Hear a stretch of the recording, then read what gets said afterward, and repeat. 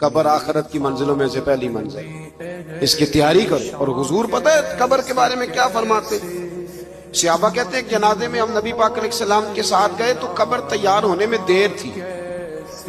حضور ایک سائیڈ پہ بیٹھ کے جنازہ پڑھ کے دیر تک حضور علیہ السلام نے گردن مبارک جھکائے رکھی۔ ہماری خواہش تھی کہ چلو موقع مل گیا تو کوئی میٹھی پیاری بات ہی سن لے، لیکن حضور گردن جھکائے رہے۔ کہتے ہیں دیر کے بعد گردن اٹھائی تو آنکھوں میں آنسو تھے، اور رو کے حضور نے فرمایا، رو کے فرمایا بھائیو دوستو قبر کی تیاری کر لو، یہ معاملہ بڑا کٹھن ہے۔